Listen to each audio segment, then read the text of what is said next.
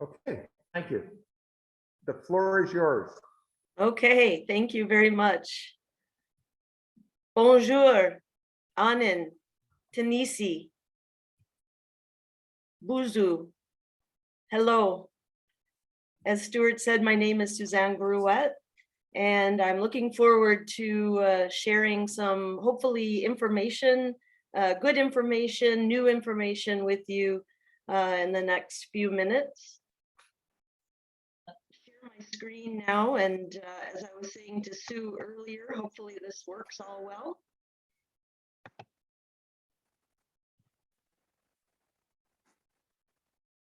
To see my screen.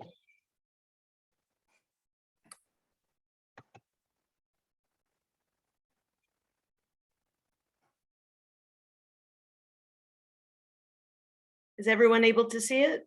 Yes, we see it, Suzanne. Okay, good. Thank you very much. I often get asked why I'm so passionate about the Indigenous situation and changing the narrative. And as Stuart said, I am Métis. This beautiful lady right here is my mother's mother. And as you can probably tell, she was of Indigenous heritage.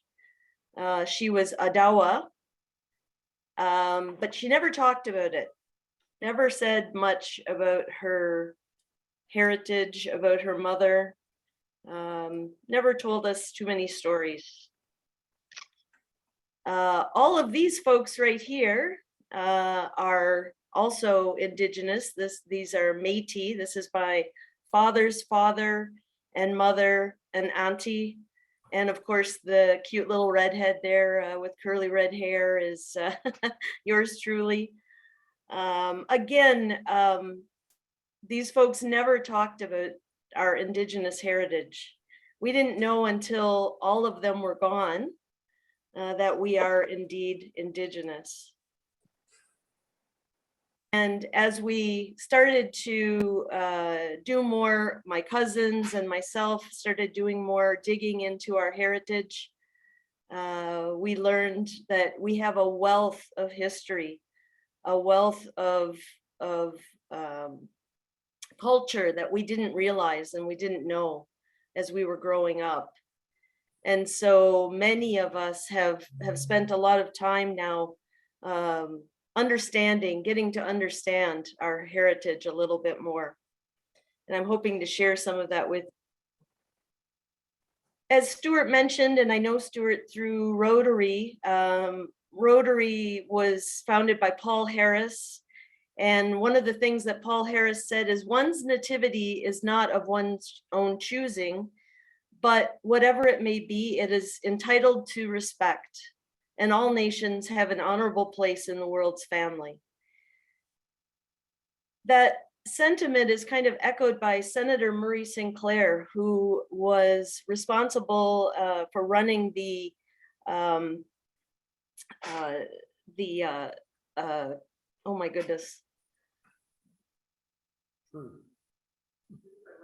Truth and Reconciliation. Truth and Reconciliation, thank you. All I could remember was the initials. Anyway, ultimately, reconciliation is about commitment to establishing and maintaining a mutual, respectful relationship.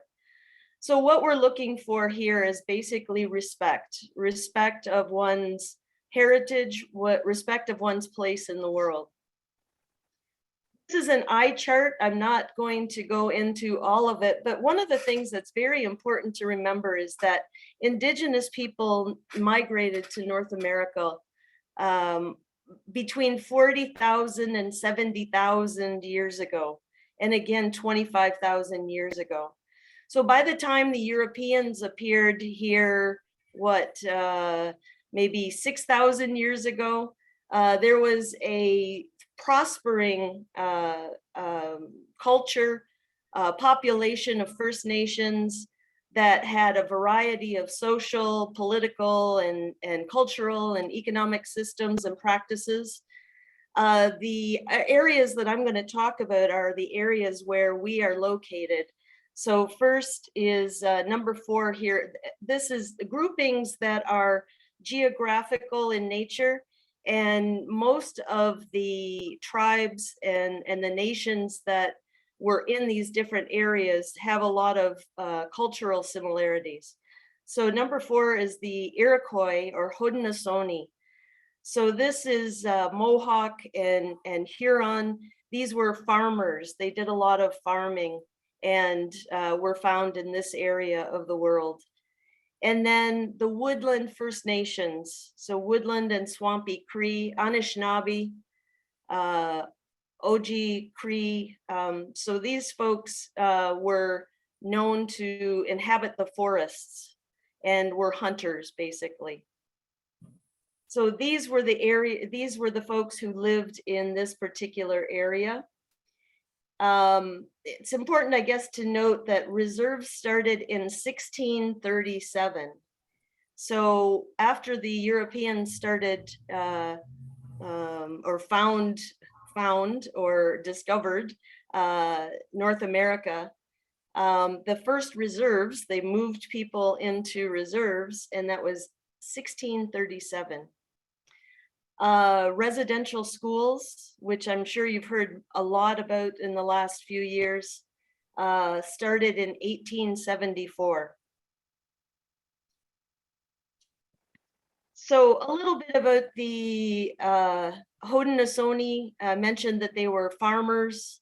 So the top row there, you'll see some photo or some pictures from Haudenosaunee culture. Haudenosaunee were known for lacrosse. So lacrosse, which is actually the actual official sport of Canada, started as an indigenous game, which was meant to kind of settle battles. Instead of fighting, they took to the pitch, if you will, and played lacrosse. And it settled many battles that then didn't need to escalate into something more not so good. Also, the thing about Haudenosaunee is that they lived in longhouses. So, you know, what Hollywood has taught us about all Indigenous people living in teepees, that wasn't necessarily the case with the Haudenosaunee. They lived in longhouses. So families all lived within a longhouse. At the bottom are the Anishinaabe. And again, some of the pictures from the culture of Anishinaabe. They also lived in a type of longhouse, although they also had homes that were a little bit more like what we know of as teepees. So as I mentioned, colonization started in the 1600s when the Europeans came to North America. They started establishing colonies and then started extracting resources to send back to their homelands. And this kind of went against the practices and the ideals of the folks who were living here. And so the first thing that happened was the Europeans decided to outlaw their practice, the indigenous practices and cultural and spiritual practices, making sure to, of course, impose the European ideals. The first treaty with the Crown was in 1613. And basically, a treaty takes land and gives something in return. Most of the time, what was given in return was the idea of a promise. So we promise to give you education, we promise to give you healthcare, we promise to give you, but in the meantime, get off the land because we're going to start using the land. So there were a number of treaties started between 1871 and the last treaty in 1921. So these treaties you'll often hear named by numbers. And important ones in our particular area were Treaty 35 and this was also known as the McKee Purchase. So basically the McKee Purchase was in 1790, and this treaty, it was actually the southernmost part of Essex County, but also included Point Pelee. It also included parts of Michigan. You'll have to remember that the First Nations people didn't care about that river down the middle. There were people of families on both sides of the river that were of the same nation. And, it's not so different now. Many people have relatives on the other side of the river, but we have something a little bit more structured in terms of crossings and so forth. Back in the time of the McKee Purchase, that was not the case. So Essex County basically became or was part of this McKee Purchase. In exchange for the McKee Purchase, the territory in Essex County and in Michigan, there was approximately $2,000 that was given to the First Nations in this area. And, $2,000 may have been a lot in terms of 1790, but that really wasn't the point. The point was that for $2,000, the idea was, okay, now get off your land. We're going to start using your land. And we don't care where you go, but basically you need to leave. So also, in addition to the money that was given, there were also tools, glasses, combs, ribbons. So these were the kinds of things that were traded for the land. In addition, I think I misspoke and said that Treaty 35 was that McKee Purchase. It was actually Treaty 2. But Treaty 35 was southern Windsor, LaSalle, Amherstburg area. And that was with the Huron-Wendat people. And that was in 1833. And it is important to remember also that in this area, Walpole Island, Walpole is unceded territory. What that means is that the Walpole Nation has continued to live there and has never had a treaty with the Crown or the Canadian government, which would take that property away. So they live in unceded territory. As I was mentioning before, the Truth and Reconciliation Commission, it came to light that there were probably things that happened in these residential schools that were not educational, that did not focus on education, that did not focus on making the children better. And in fact, the idea of a residential school was to take the Indian out of the child and make them holy. So in 2008, the Truth and Reconciliation Commission was established. Senator Murray Sinclair was the head of that commission, and their job was basically to listen to the stories of folks who came from the residential schools. And the thought was that this will take maybe a year, and they went around to different places within Canada. And it actually ended up taking more like 4 years, actually more like 6 years, because every time they went to a place to listen to the stories, more and more people came. They ended up having to extend their visits or come back for additional visits. So they had ultimately more than I think 2,000 hours of stories And what they heard resulted in a report in 2015, which was called the Call to Action, 94 Calls to Action. And of those 94 calls, the first 5 had to do with child welfare. So one of the things that happened with the residential schools, and you've probably heard the stories where people from the government would go in, basically take the children away from their parents and take them to these residential schools. And the first 5 calls to action have to do with making sure that Indigenous children are able to, number 1, stay with their parents, but number 2, if their parents are not available, that they're able to stay in an Indigenous community so that they don't lose their heritage and culture. 6 through 12 had to do with education. 13 to 17 had to do with Indigenous culture.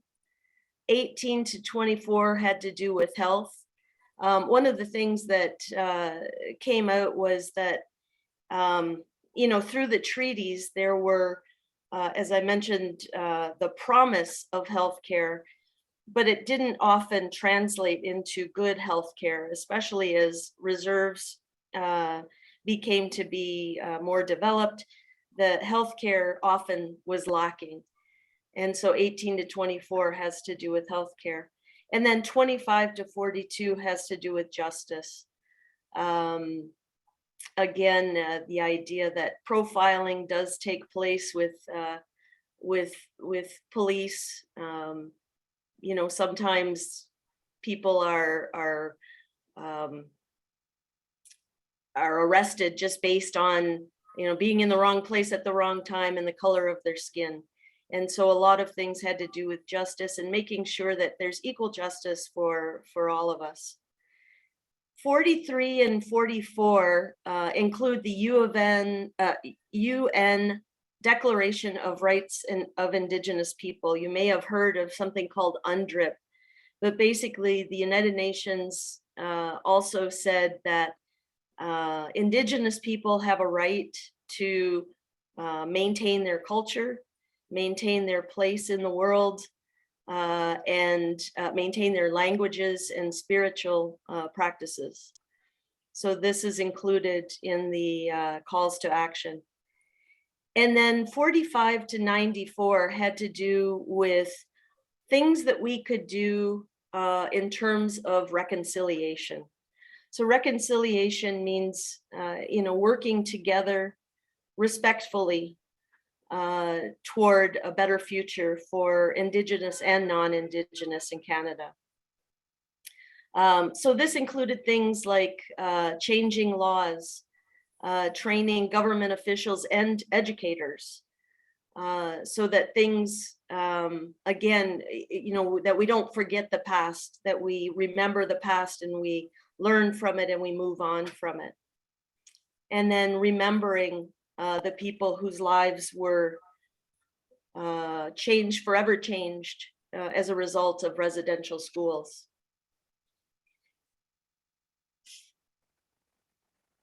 Truth and Reconciliation Commission calls to action really also included a lot of things that are very near and dear to Rotary's heart. And if you know about Rotary, one of the things that Rotary does is, try to improve people's position within their own territory, within their own location, and then promoting an understanding and an awareness. So that was a natural fit with Rotary, and so a group of Rotarians in the Toronto area, and it's gone crazy since then, and it's now international. But it's a group called Honoring Indigenous People, and that's what I'm here representing today. Honoring Indigenous People, or HIP, is an initiative that is to promote understanding and the awareness of history and culture of Indigenous people. And The board of directors for HIP is half non-Indigenous and half Indigenous. It's half female and half male. And as I mentioned, also, it's moved from just Canada-based, just Ontario-based to Canada-wide. And then also we now have people in the United States who are interested, people in Mexico, and we have a group in Australia as well, because North America wasn't the only place where this kind of treatment of Indigenous people took place. And there's a lot of reconciliation that needs to take place in the future with Indigenous people. What can you do in the future? How can you help? And one of the things is to become an ally. And there are many ways to be an ally, and HIP suggests a number of things. One is encourage articles in newsletters and electronic media. There are great resources on the honoringindigenouspeoples.com website, and sharing that kind of information really helps to understand the history, and understanding the history also helps us in formulating steps moving forward. Make resources available when you're at meetings and conferences, speaking about the issues as we're doing today, and understanding and really supporting the restoration of Indigenous culture and languages. You have to understand that there were generations of people who weren't allowed to speak their own language. And that language almost died. In some cases, it did die. In other cases, the elders are the ones who are helping to cultivate learning the language moving forward for younger generations. Another thing is the land acknowledgement, and I noticed that Stuart started this morning with a land acknowledgement, and that warms my heart, and it really does make an impact for people who are Indigenous to understand that they were here first. They were here for thousands and thousands of years before Europeans showed up on these shores. And it's important to understand that they were the stewards of this land. And it was because of their stewardship that we had a very fertile environment in this, in this region, especially on which to start farming, all the things that we've done to grow our economies here came from the fact that the stewardship of this land was really done for thousands of years by the First Nations peoples. I won't go into the land acknowledgement because. So next steps, there are a few things here, and I will share this information with Stuart, and he can share with everyone. But one of the things that's important is understanding what terminology is preferred and what's considered hurtful and why it is. For example, the sports teams who are named after, chiefs and things like that. Also understanding why words or phrases like too many chiefs, not enough Indians is a hurtful phrase. It's probably something that, you hear, but why is it better not to use that kind of terminology? It's important to become familiar with the calls to action. There were 94 calls to action, and as of this time, there are 12 that are considered closed.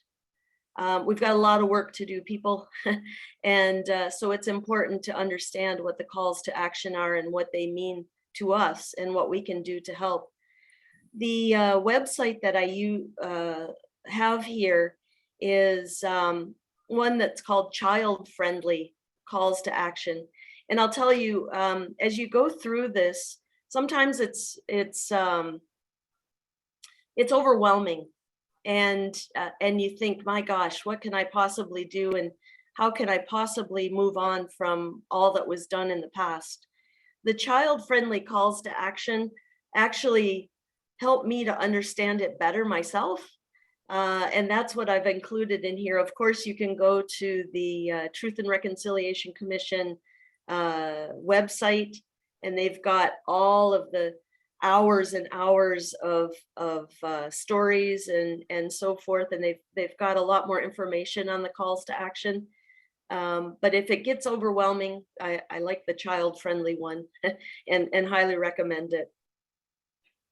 There's a lot of good reading, a lot of books that help in terms of understanding the past. And there's a Haudenosaunee family in Brantford that have a publishing company for First Nations Indigenous authors. And it's called goodminds.com. And you can get lots of great reading material. They also have a book club, a virtual book club. One of the beauties of being able to do Zoom is that you can have a book club with, many people from around the world. And so they have a book club as well. And then right in our own community, at least our community of Windsor on Ottawa Street, there's a great store and a great restaurant called Native Wonders. And so if you have an opportunity to go in there and try some Indigenous food and support a great Indigenous business right here in our own community.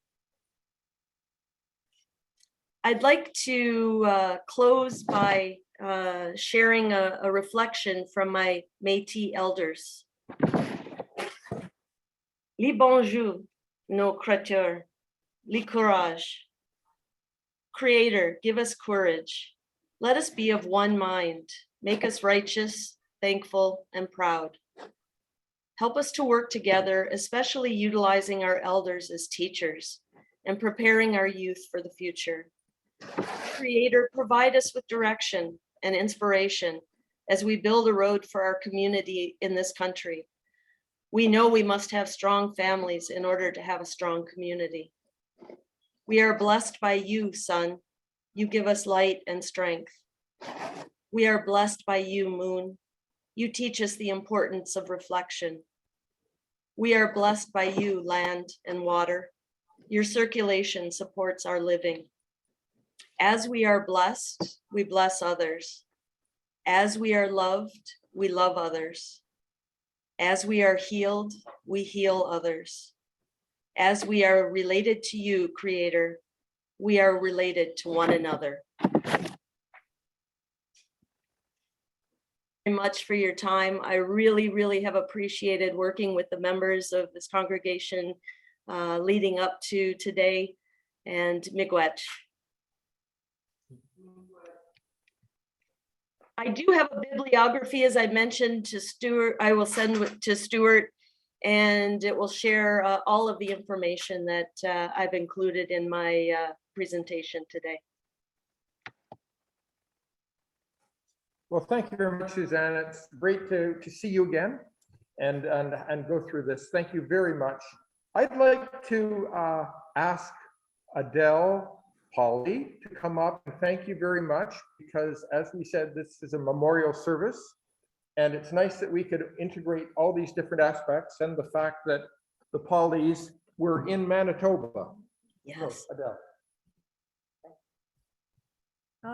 Suzanne, thank you for your speech. You know, while I was listening to what you were saying, I thought it was really sad that we're sitting here and you having to tell us your history. One of the things you mentioned, Murray Sinclair, he was a very close friend of the family. I'll give you some history about that. But I first want to say that one of the things that I've always pushed is the fact that our Canadian history, that we had in my generation, never talked about Native people that lived in Canada. It was, if it was mentioned, as a sidebar or a few paragraphs in our history books.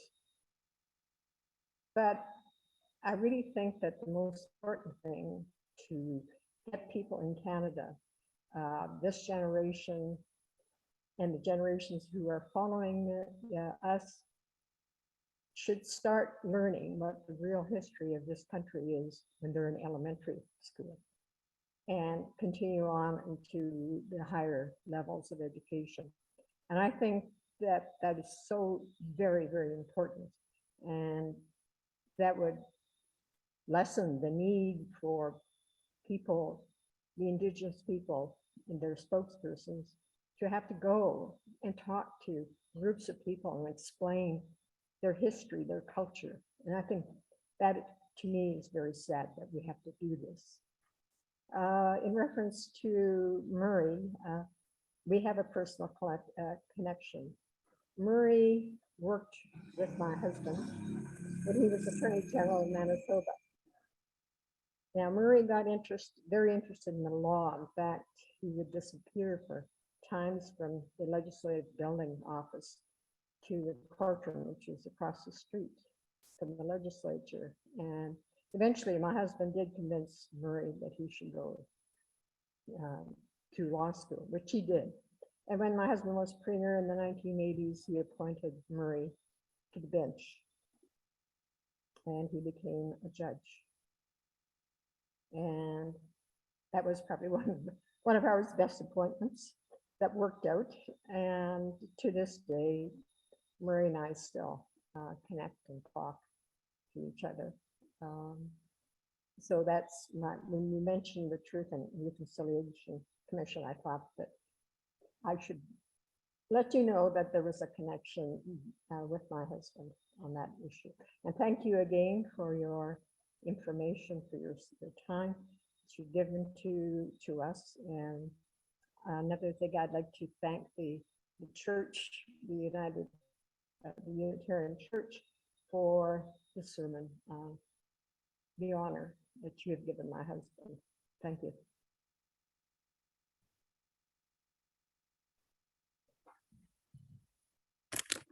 Thank you, Adele. Just as you say, this makes it real. I mean, we see it in the news, but when we can actually see people affected and know that we actually we can affect things too. We can affect change. That makes it really powerful.